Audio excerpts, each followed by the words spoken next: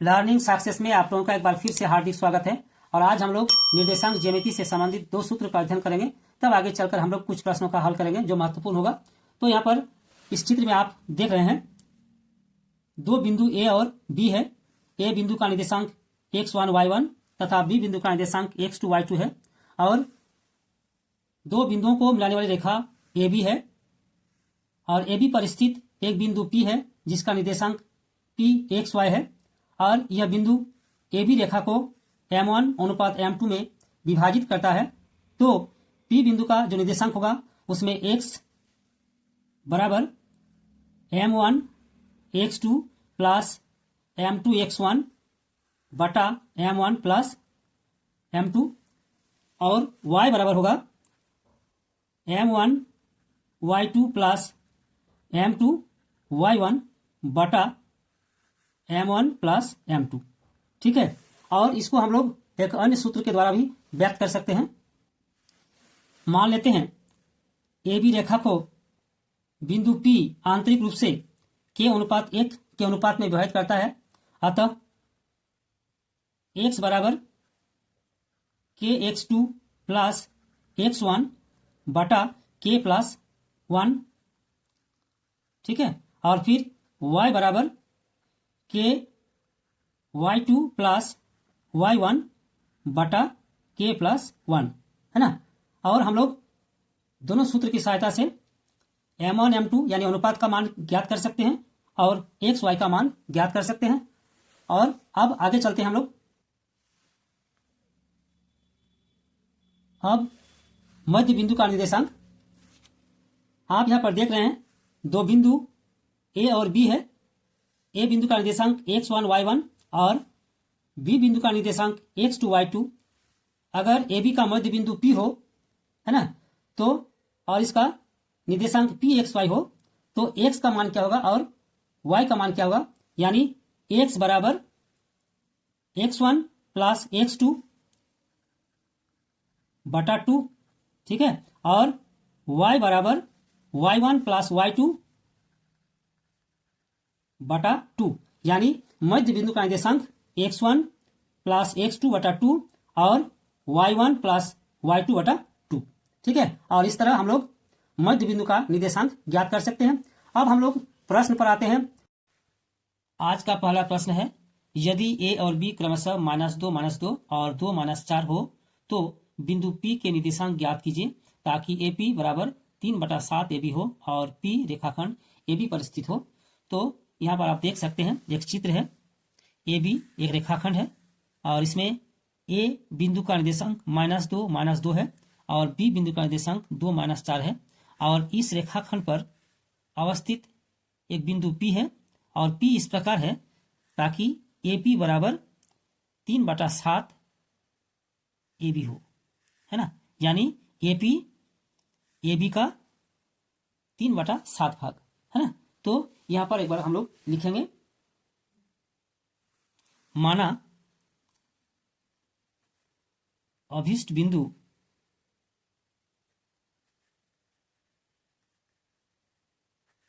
P x y है। ठीक है। यानी बिंदु P जिसका निर्देशांक x y फिर दिया है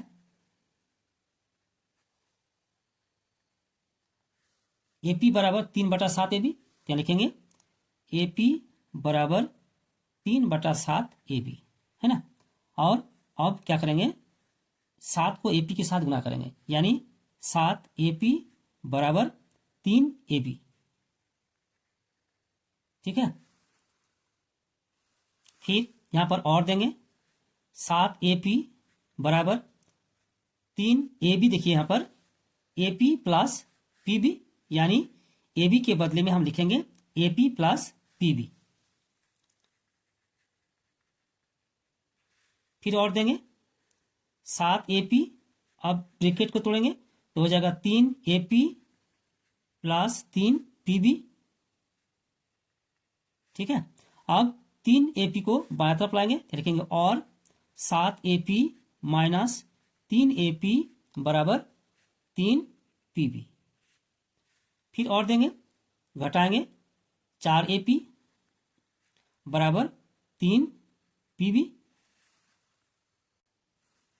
अब यहाँ लिखेंगे अतः AP बटा PB, AP बटा PB बराबर, देखिए PB के साथ 3 गुना है इसलिए 3 को ऊपर रखेंगे और बटा 4। अतः AP अनुपात PB बराबर 3:4, यानी बिंदु P AB रेखा को 3:4 के अनुपात में विभाजित करता है। अतः एक बार लिख लेंगे, अतः P दिए गए बिंदुओं A और B को 3:4 है ना में विभाजित करता है ना, विभाजित करता है। ठीक है, अब हम लोग x और y का मान निकालेंगे। तो एक बार लिख लेंगे, अतः x1 बराबर -2, y1 बराबर -2, x2 बराबर 2, y2 बराबर -4 और m1 बराबर 3 और m2 बराबर 4 है ना। और x का जो सूत्र होता है m1 x2 plus m2 x1 बटा m1 प्लस m2 है ना। तो बराबर m1 x2 यानी m1 3 लिखेंगे यहाँ पर, 3 गुना x2 यानी 2 प्लस m2 यानी 4 और x1 यानी -2 गुना -2 बटा m1 प्लस m2 यानी 3 प्लस 4। ठीक है, बराबर यहाँ पर गुना कर लेंगे, 3 दूनी 6, फिर यहाँ पर देखिए प्लस और यहाँ पर माइनस यानी माइनस हो जाएगा, और 4 दूनी 8 बटा 7 बराबर कितना हो गया, -2 बटा 7। ठीक है, और उसी प्रकार हम लोग y का मान ज्ञात कर लेंगे। फिर लिखेंगे y बराबर m1 y2 plus m2 y1 बटा m1 प्लस m2 बराबर m1 3 गुना y2 यानी -4 प्लस m2 यानी 4 गुना y1 यानी -2 बटा m1 प्लस m2 यानी 3 प्लस 4 बराबर 3 गुना 4 12, यानी देखिए माइनस चिन्ह है अतः -12। फिर देखिए यहाँ पर 4 गुना 2 यानी 8, परंतु प्लस और माइनस माइनस यहाँ पर हो जाएगा आपका -8 बटा 7।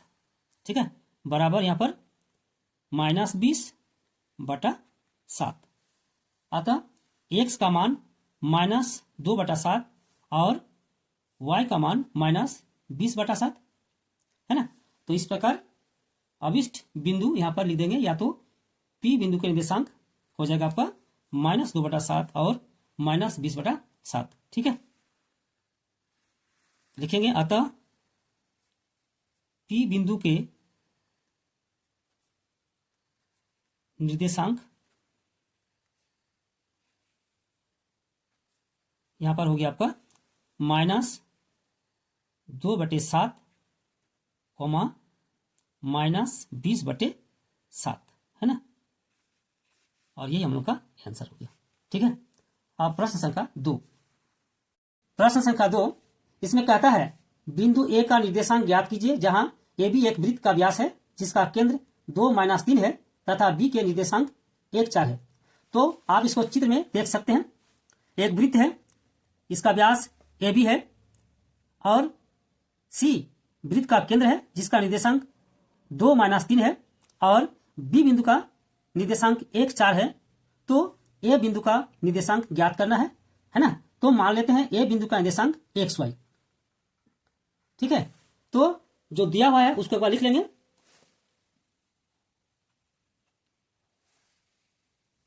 ए बी वृत्त का व्यास है,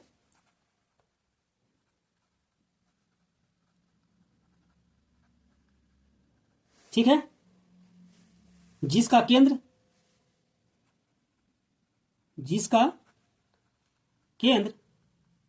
C 2-3 है,